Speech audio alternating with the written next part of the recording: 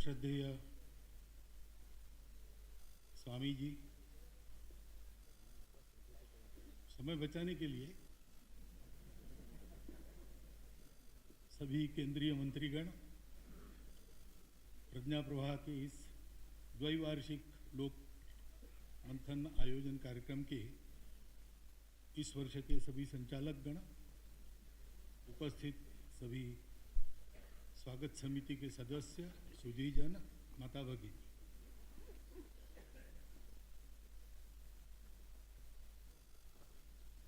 वैसे कार्यक्रम का समय भी समाप्त हो रहा है और समापन में कहने के लिए कुछ बचा नहीं है, परंतु 3 दिन में यहाँ रहा, एक समय क्यों न हो भोजन भी यहाँ किया है, तो दिया हुआ काम करना चाहिए, इस बुद्धि से मैं यहाँ पर खड़ा हूँ।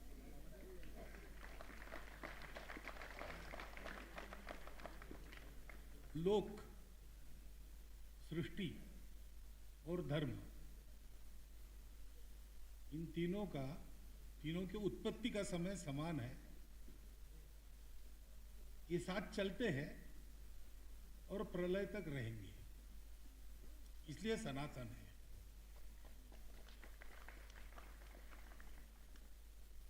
क्योंकि ये तीनों साथ है तो अस्तित्व चलता है। एको हम बहुश्याम ऐसी इच्छा करके जो उत्पन्न हुआ है, जो अभी स्थित है और कभी आगे जाके लय भी जिसका होने वाला है, वो इन तीनों के सहारे चलता है। ये बात जब हम कहते हैं, ऐसी बातें अगर हम कहते हैं, तो अपरिचित व्यक्ति की पूछेगा कि आप भारत से आए हो क्या? क्योंकि ये बात हमारे पूर्वजों ने पहचानी। बात तो सबकी है, ये कोई बपौती हमारी नहीं है, एक सत्य है। लेकिन इस सत्य को हमारे पूर्वजों ने पाया क्योंकि उन्होंने खोजा, बाकी दुनिया ने खोजा नहीं, उन्होंने खोजना बंद कर दिया। अभी इतना सारा मंथन अपना हुआ, ये इसके पहले भी ऐसे विचार हुए होंगे, तो सब में एक बात तो ये क्यों होता है?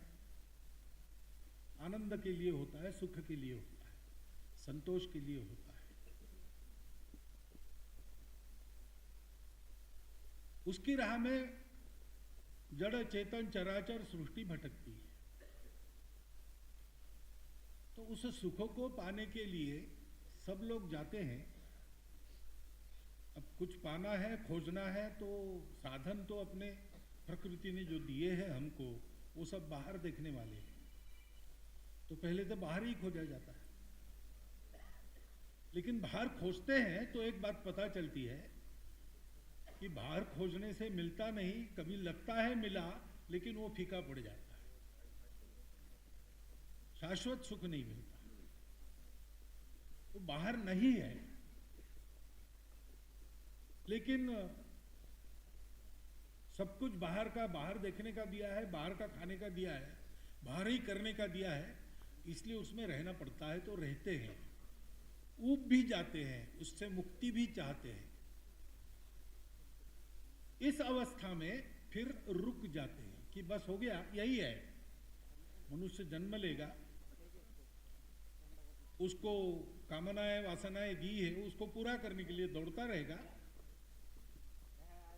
कभी ऊब कर बैठ जाएगा, विरक्त हो जाएगा, उड़ेगा मन में, आनंद संतोष तो मिलेगा नहीं, एक दिन मर जाएगा, ऐसा मानकर रुक जाते हैं। हमारे पूर्वज रुके नहीं, उन्होंने जो बाहर नहीं मिला तो अंदर खोजा, और फिर उनको ये बात मिली, अस्तित्व की एकता का सत्य उनको प्राप्त हुआ,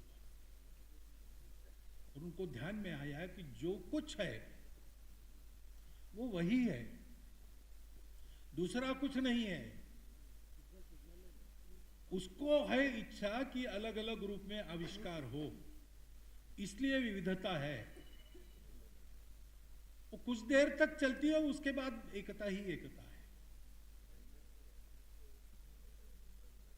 इसलिए वो मिथ्या है। मिथ्या यानी झूठ नहीं, गलत नहीं, एक स्तर तक वो चलती है, उसके बाद नहीं चलती है। उसके बाद तो एकता ही एकता है। एकता शाश्वत है, पहले भी है, अभी भी है, बाद में भी रहेगी। विविधता में भी एकता है, खोजो तो, क्योंकि एकता ही से ही सारा हुआ है। ये दृष्टि हमारे पूर्वजों को मिली, और उससे ये भी पता चला कि एकता ही है तो सब अपना ही है, और ये भी पता चला कि सब सुखी होंगे तो ही हम सुखी होंगे। Maximum good of the maximum people, ऐसा होने के बाद भी जो मिनिमल बचेगा वो बाकी लोगों का जीना हराम करेगा, अगर अभाव में है तो वास्तव में सुख संतोष पाना है तो सर्वे भी सुखिन संतु के सिवाय इलाज नहीं। अब ये उनको बोध हुआ, और इसको व्यवहार में लाने के लिए जो उपकरण चाहिए वो बहुत बड़ा उपकरण चाहिए। उन्होंने उसके लिए भारत की निर्मित की। भारत बना कैसे? हमारा ये जीवन सनातन है, इतिहास ने आंखें खोली तब भी हम मिलते हैं, और तब जैसे मिले थे, आज कपड़े बदले हैं, खाना बदला होगा, कुछ बदला होगा, लेकिन अंदर का हम, अंदर के हम वैसे के वैसे आज भी मिलते हैं। दूसरे कहीं नहीं मिलते, यहां मिलते हैं।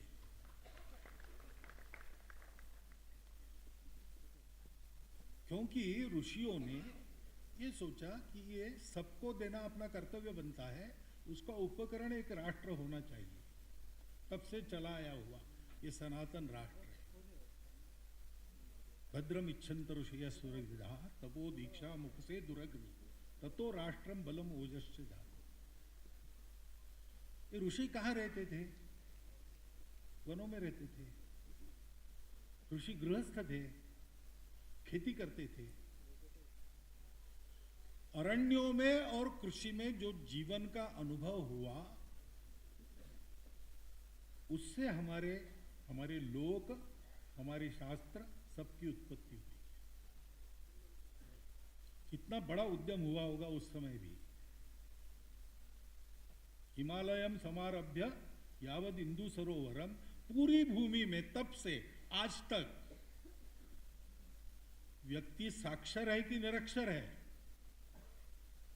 दरिद्र है कि लक्ष्मीपति है, कौन से व्यवसाय में है, कौन से घर में जन्मा है, सबको ये बात पता है जो हमारे ऋषियों को पता थी। अनुभूति नहीं होगी, जानकारी है। अनुभूति नहीं होगी, संस्कार है। संस्कार है इसलिए व्यवहार है। किसने ये पहुंचाया है घर घर? लोग अपने घर बार सहित गांव छोड़कर बाहर निकले।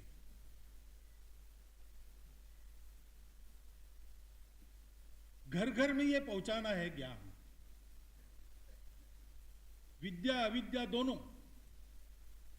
आध्यात्मिक आधार पर जो विज्ञान हमने देखा, उसके आधार पर जो जीवन व्यवहार हमने सोचा, सब जगह पहुंचाना है।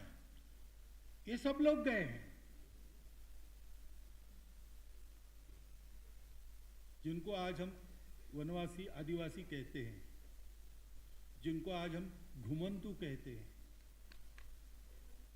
ये कोई परिस्थिति के चलते वहां नहीं पहुंचे। ये व्रत के रूप में उन्होंने ग्रहण किया है। जंगल में रहने वाले हमारे जंगलों के ट्रस्टी रहते थे। समाज हमारा स्वशासी था, स्वायत्त था। तो राजा के पास कुछ मर्यादित काम थे, शासन कुछ एक मर्यादित काम करता था। अधिकांश समाज अपने बलबूते चलता था। तो जंगल के ट्रस्टी वनवासी थे, तो जंगल की रक्षा करते थे, जंगल को बढ़ाते थे। समाज को जब जितना चाहिए उतना उपयोग योग्यता की मर्यादा में करने देते थे, बाकी नहीं करने देते। धर्म से चलता था।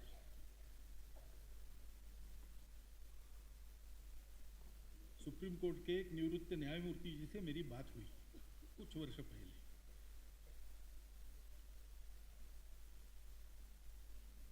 और अपने पूर्व राष्ट्रपति प्रणव दा से भी मेरी बात हुई इस विषय को लेकर। मैंने उनको पूछा कि जूरिस्प्रूडेंस ये अपना है क्या? दोनों का उत्तर था अपना नहीं है। मैंने पूछा अंतर क्या है? तो बोले ये रूल ऑफ लॉ है। तो रूल ऑफ लॉ कहां से आया? फ्रांस के विलियम द कॉन्करर ने इंग्लैंड पर आक्रमण किया।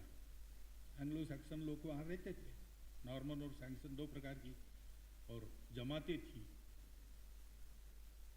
उनको नामोहरम करके इंग्लैंड कब्जे में आया तो राज्य तो बन गया उसका, लेकिन बाकी प्रॉपर्टी तो सारी जनता के पास थी पहले से जैसी थी। तो उस पर स्वामित्व अपना होना चाहिए, इसलिए विद्वान लोगों को खरीदकर उनकी मंडली को उन्होंने और विचार करने के लिए प्रवृत्त किया। उन्होंने एक बनाया रूल ऑफ लॉ। लॉ यानी king can do no wrong. हमारे देश में इन सारे संसाधनों पर समाज का स्वामित्व था, परंतु विदेशी शासक आए, खासकर अंग्रेज आए, तब ये सारा उन्होंने अपने हाथ में लिया, क्योंकि उनको यहां से माल ले जाना था, रेवेन्यू ले जाना था। उसके चलते धीरे धीरे इस स्थिति में हम पहुंचे कि आज हमको बताना पड़ता है कि ये हमारे हैं, हमारे है। ये बताने का विषय हो, ये हमारे लिए बहुत दुर्भाग्य की और थोड़ी सी शर्म की भी बात है। परंतु शर्म भी बताने पर आती है, क्योंकि ये भी बताया नहीं गया कि हम एक है। हमारे इतिहास को विस्मृत कर दिया गया, सब कुछ व्यवस्थाएं हमारी तोड़ दी गई। और इसलिए एक जो विमर्श बनता है वो स्वस्थ नहीं बनता। वो स्वस्थ विमर्श बने, इसलिए हमारा लोकमंथन है। परंतु और एक बात ध्यान में रखनी पड़ेगी कि ये जो सब कुछ हुआ उसका कारण केवल विदेशी आक्रांता नहीं है। विदेशी आक्रांताओं की तो ये औकात नहीं थी कि वो हमको जीत पाते, आज भी नहीं है, तब भी नहीं थी। हम अधपतित हुए। दीर्घकाल इस प्रकार से समृद्ध, समर्थ, सुरक्षित और प्रतिष्ठावान जीवन जीने के बाद कैसे होता है पता नहीं, लेकिन ऐसे होता है, हमको विस्मरण हो गया। हम कौन हैं, हम क्या करना चाहते हैं, जीवन ध्येय क्या है हमारा। मध्य युग के नाटक वगैरह पढ़ेंगे आप, संस्कृत नाटक मृच्छकटिक जैसे, तो आपको ये चित्रण मिलेगा। महाभारत की कथा में थोड़े थोड़े और इसके कुछ मिलते हैं प्रसंग, जिससे लगता है कि समाज जरा गिर रहा है। और वो गिरना क्या हो रहा है कि हम आपस का रिश्ता भूल गए।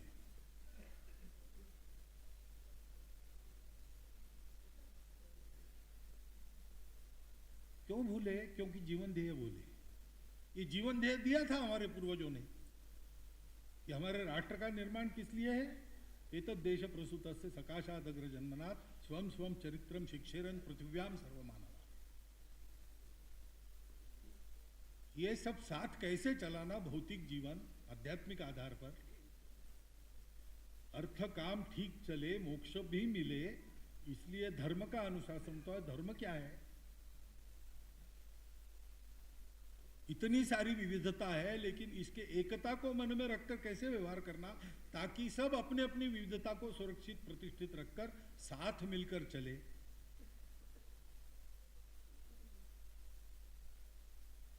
सृष्टि का धर्म है। वो धर्म चलता है तब सृष्टि चलती है, उसमें खलल नहीं डालना चाहिए। उस पर प्रश्न आया था ना, खरगोश को लोमड़ी खाती है, लोमड़ी को, तो ये कैसा धर्म है? लेकिन ये चक्र है, वो भी बताया, ये चक्र है, उसी से चलता है।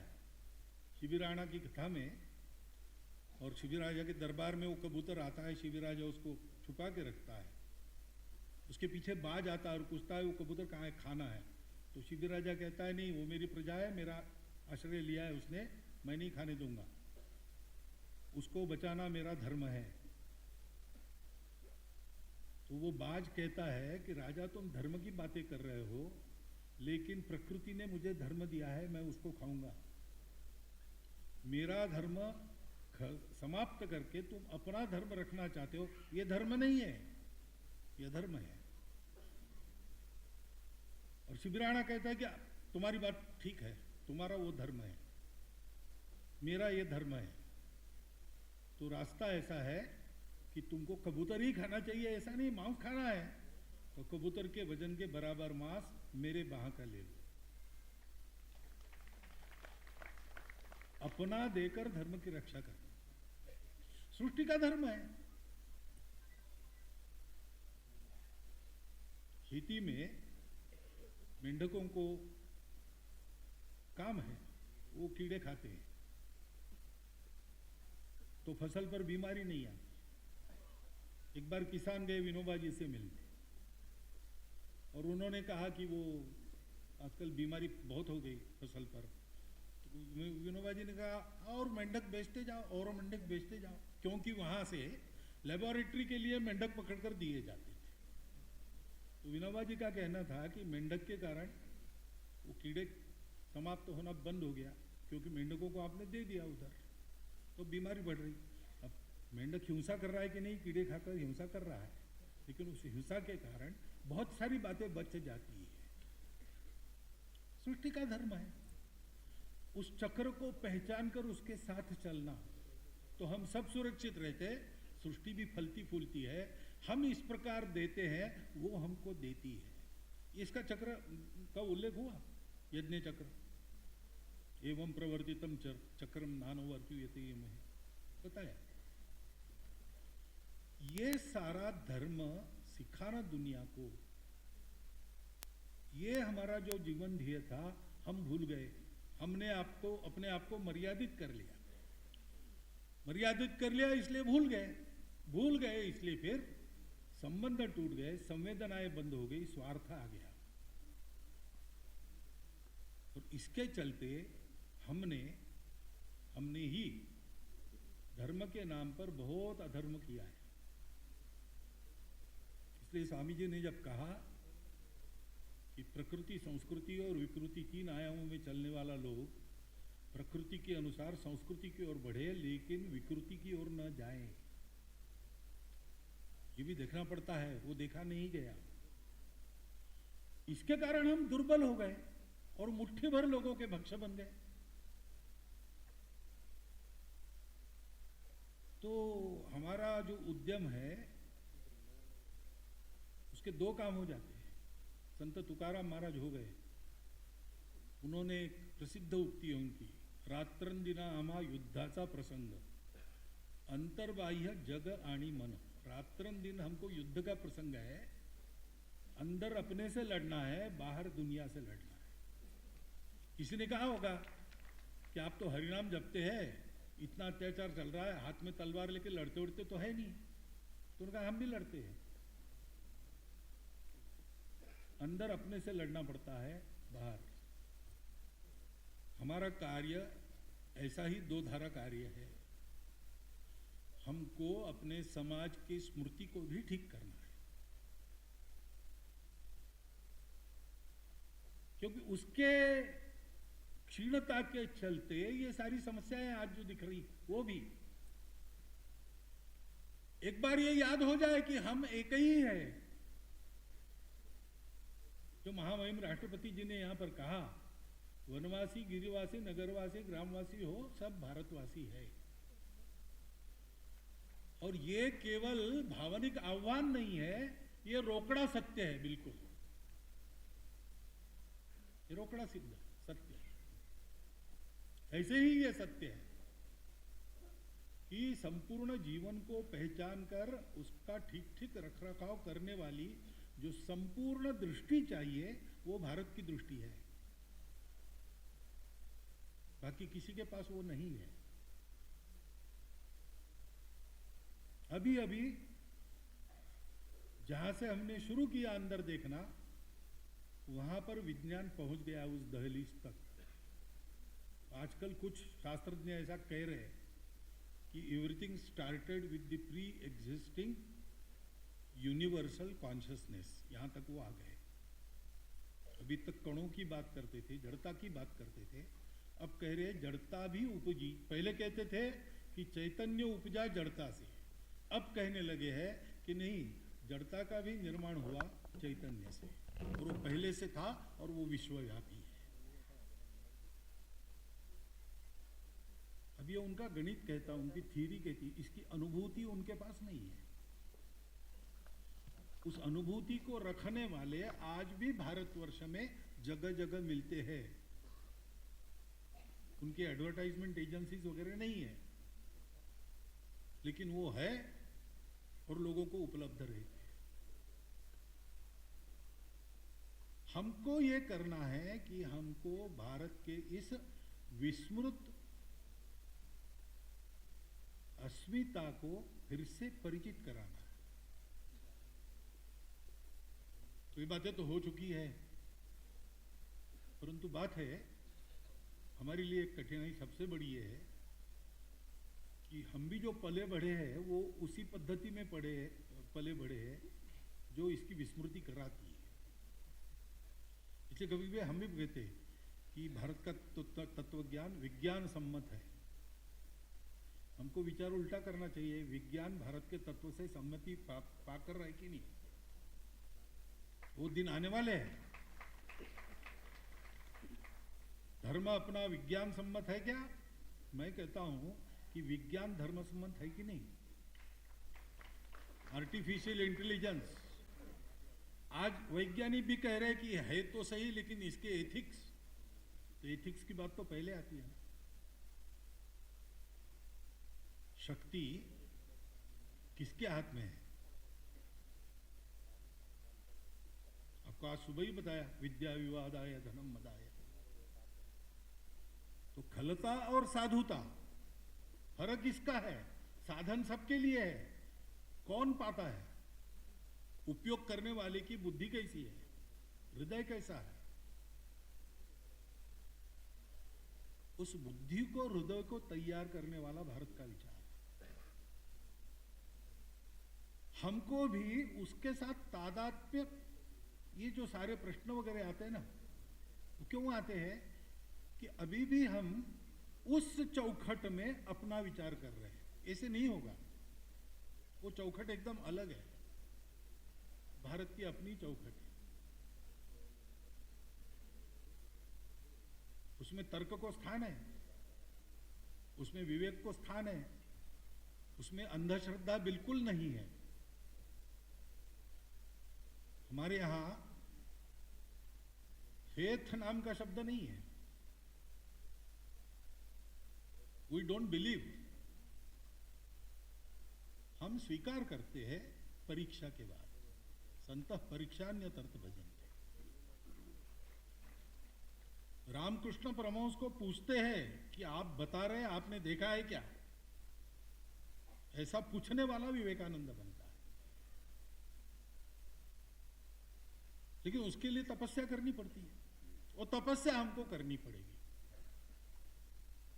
अभी हमारे लिए करणीय 10 बातें आई, लेकिन ये करणीय 10 बातें प्रत्यक्ष में तब आएंगी जब हम अपने से प्रारंभ करेंगे। सारी दुनिया के अच्छे विचार लेना है, भारत छोड़कर बाकी सब खराब ही है ऐसा नहीं है। क्योंकि जैसे वो रुक गए एक समय पर, महाभारत काल के कुछ बाद, यानी कलयुग के प्रारंभ में कुछ शतकों में हम भी रुक गए। और इसलिए बहुत सारी विकृतियां आई। उस समय वो चले, एक भौतिक दिशा में चले, तो उधर से लेने लायक बहुत हो सकता है। महल तो युधिष्ठिर का बनाना है, लेकिन बुलाया मेक्सिको से मायासुर को, क्योंकि वो सबसे प्रवीण शिल्पी था। मया सभा की रचना उसने की। ये बात वर्ज्य नहीं है, परंतु ये ध्यान रखना है कि चौखट अपनी रहेगी, निर्माण नया होगा, कपड़े नए होंगे, रूप नया होगा,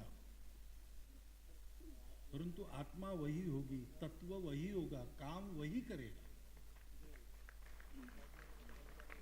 और इसलिए हमको एक युगानुकूल रूप हमारे इस शाश्वत धर्म का, संस्कृति का देने के लिए चिंतन करना पड़ेगा। उसके लिए हम सबको पहले मूल से अध्ययन करके अपने विचारों को उस चौखट में बिठाना पड़ेगा, दिशा वो लेनी पड़ेगी। हमें कुछ लोग ऐसे है ही, विशेषकर नई पीढ़ी को सोचना पड़ेगा। उधर से प्रश्न आएंगे, बाहर से, उसके उत्तर हम देते बैठेंगे।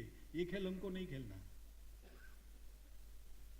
क्योंकि व्यावहारिक धरातल पर और तात्विक धरातल पर हम जीत गए हैं,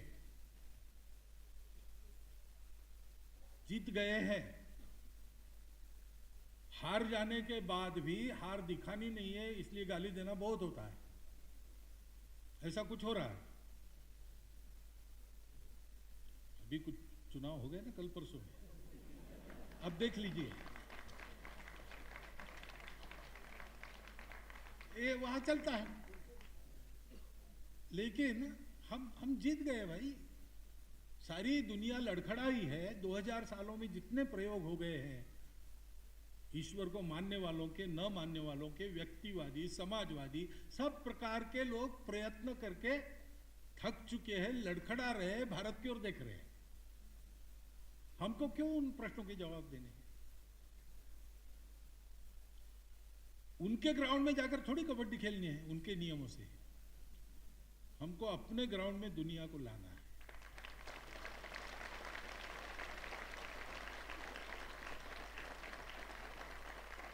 इस दृष्टि से हम समझ ले, हम तन्मय हो जाए, हम समझ जाए, क्योंकि ये सत्य ऐसा है, वो तन्मयता से ही मिलता है, और वो तन्मयता आत्मीयता से ही आती है।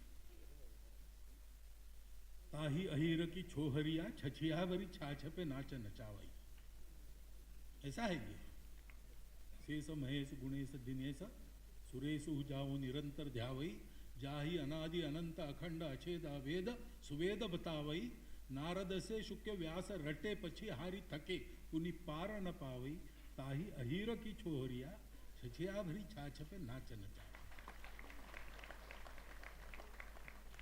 उसके साथ तन्मय होना, और तन्मय होने के लिए जैसे हम हैदराबाद में आते हैं, जैसे हम दिल्ली में आते हैं, जैसे हम बड़े बड़े शहरों में जाएंगे, ऐसे बड़े परिसरों में जाएंगे, वैसे कभी कभी छोटे गुटों में मिलकर जंगलों में जाना चाहिए। छोटे छोटे लोक मंथन हमारे वहां होने चाहिए। वहां हमारे साथ, हमारे पंक्ति में वहां के लोग बैठने चाहिए। वहां हम पूछेंगे, वो उत्तर देंगे। उन्हीं को पूछना, श्रद्धा से पूछना। श्रद्धया प्रणिपाते न परिप्रश्ने न सेवया। लोग को समझना है, लोगों में जाना पड़ेगा। है कर्म प्रवण लोग हैं, वो तो जा ही रहे, कितने ही अपने सामने यहां आकर बोले लो, परंतु ये अपना प्रवाह बढ़ रहा है। भारत को उठना है, भारत को बड़ा होना है। और अभी चारों ओर देखते हैं तो यही लोग दिखते हैं जिनके साथ ये होने वाला है, इसलिए जुड़ने वाला बहुत बड़ा समाज है। उसको साथ लेकर हमको ये करना पड़ेगा, तो फिर जल्दी समझ में आएगा, पूरा समझ में आएगा। ठीक ठीक शब्दों में सब नहीं बता सकते, अंदर है, अनुभूति में है। ये अनुभूति का मामला है, ये हमको करना पड़ेगा। और ये ध्यान रखना पड़ेगा कि अनुभूति हमको बताती है कि इस विश्व में हम किसी के शत्रु नहीं, कोई हमारा शत्रु नहीं है। आक्रामक आए, उन्होंने कुछ किया, ठीक है, हम मार नहीं खाएंगे, हम हानि नहीं करने देंगे अपनी, हम प्रतिकार करेंगे, लड़ेंगे। जिसको वो परीक्षा करनी है वो कर ले, परंतु हम किसी से लड़ते नहीं। उदयनंद नाम का राजपुत्र, उसकी कहानी है केरल में। पिताजी ने भेजा उसको, जाओ भाई सीख के आओ, तुमको प्रजा की रक्षा करनी है बाद में। तो आचार्य परशुराम जी की शस्त्र विद्या अस्त्र विद्या सिखाने वाले 21 आचार्यों का गुरुकुल था। वहाँ जाके वो पढ़ा 12 साल, बहुत मनोयोग से सारा सीख लिया। परीक्षा के लिए आया रंगशाला में, 20 आचार्य प्रधानाचार्य को आगे करके बैठे थे। पूछा उसने, परीक्षा लीजिए। तो प्रधानाचार्य ने पूछा कि परीक्षा लेते हैं, लेकिन क्या क्या परीक्षा ले, तुम्हारी कितना सीखे हो तुम 12 साल में? कहा आचार्य जी आपकी कृपा से मैं 10,000 लोगों के साथ अकेला लड़ सकता हूँ। तो प्रधानाचार्य ने कहा ऐसा करते हैं, तुम फिर कल आओ, ये तुमने बताया ना, तो कल हम सोच के परीक्षा लेंगे, कल आओ। तो चतुर्था राजकुमारों समझ गया, फिर से यानी सप्लीमेंट्री में बुलाया, यानी फेल हो गए। तो सोचा उसने रात भर मेरी क्या गलती हो गई। फिर दूसरे दिन जाके कहा कि हाँ वो कल जरा मैं ज़्यादा ही बड़बड़ा गया, 10,000 लोगों से लड़ना नहीं पड़ता, क्योंकि 10,000 लोग मार नहीं सकते, घेर कर भी मारेंगे आपस में ही टकरा जाएंगे, 10,000 कहाँ मार सकते एक आदमी। वो अंदर के घेरे में जितने खड़े हो सकते हैं उतने ही मार सकते हैं, और वो 27 होते हैं।